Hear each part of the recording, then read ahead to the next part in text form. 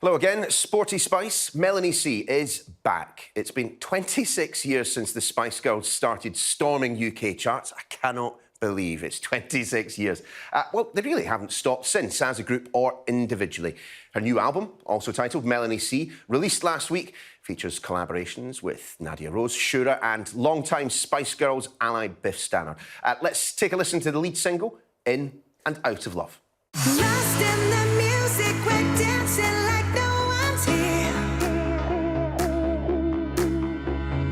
I feel the heat of your skin as you pull me near. I go in and out of love, never get enough. I keep going in and out of love, trying to get higher.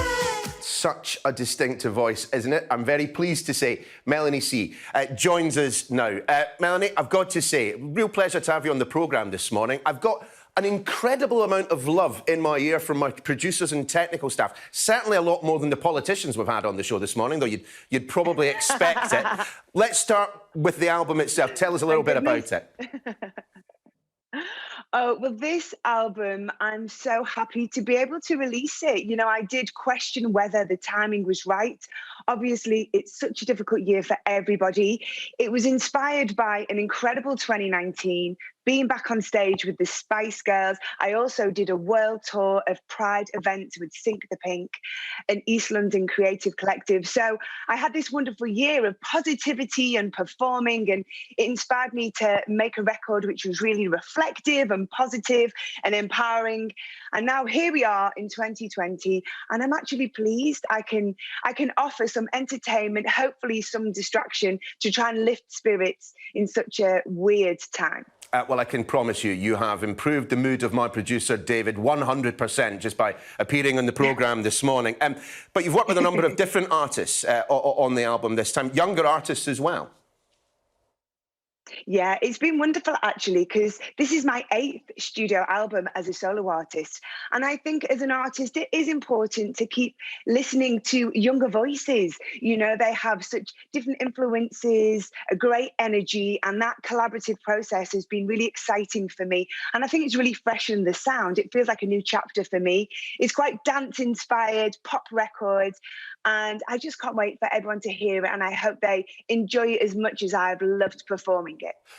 You mentioned, of course, everyone's plans for 2020 obviously fell by the wayside with the advent of COVID-19. I mean, did you have to do any work on the album during lockdown, or was that all done and dusted? You know, we were at the finishing stages of the record, so luckily most of the physical work had been done. I had a couple of socially distanced vocal recordings, but a lot of the mixing and mastering we could do that remotely, you know. It was a different experience and it was challenging in many ways. I think the biggest change for me has been the promoting of the album. I was in Australia when COVID really hit. I was in LA when we were about to go into lockdown. So I had to rush home and get creative on how we promoted it. And you can see there, this is the video for In and Out of Love, which we shot during lockdown, actually, when restrictions had eased a little. So I think you can see I'm a metre away from dancers at all times. We were at a beautiful theatre at Alexandra Palace. We were lucky enough to secure that place. And yeah, we've just been trying to carry on and create some really interesting content for everybody as we're all stuck at home and kind of getting through this year. Yeah, just on that, of course, you're part of an industry that really is suffering a bit at the moment, particularly in terms of live music, but also one presumes as well in terms of recorded music. You'll have been speaking to younger people coming up in the industry. I mean, how bad has it got from your perspective? It's so concerning, you know.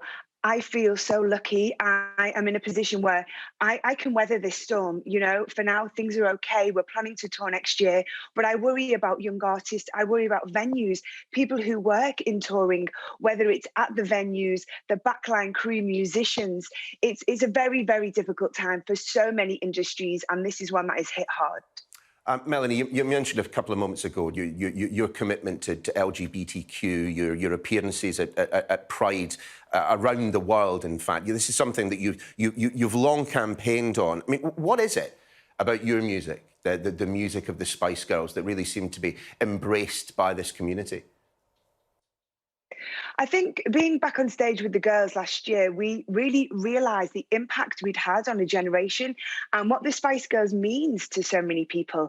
And I think our individuality coming together, being so different, but having that unity, making us really strong, was something that appealed to a lot of young people and appealed to the LGBTQ plus community. They've been incredible supporters of myself and the Spice Girls forever. And it's so lovely to be an ally to the community and be able to repay some of that wonderful support that they've given me and the girls. Yeah, it is amazing when you think of... Your pictures are funny. Oh, sorry, thanks. I was just about to say, 26 years ago, the Spice Girls came out and still of relevance. Did you ever think, actually, when the group came together, that you would be able to have an effect on social issues like sexuality, that you would that you would now be in a world where people are talking about #MeToo and rewinding, the best part of 3 decades to you guys talking about girl power? It's incredible. We're so humbled by it and we feel so privileged that we had the opportunity. It wasn't our intention at the beginning, but it quite quickly came to light that there was sexism within the industry, within the entertainment world. And we felt like we had a platform and we had a voice and it was important for us to use it, but we never knew it would have such an impact and kind of permeate through these generations. We're so proud. My daughter's 11. She loves the Spice Girls. She's full of girl power. So hopefully this will go on for many, many years to come. You've also been very candid about issues around mental health, your own mental health as well. We have a mental health expert on the programme tomorrow. Viewers are going to be able to put their questions because, of course, during lockdown, look, hands up, pretty much all of us have had a little wobble from time to time. If you had one piece of advice based on your own experience for someone who might be confronted with issues like that at the moment, what would that be? Oh gosh, I have to admit it's been a difficult time personally for me. I've had some very low points during this year, during lockdown and quarantine.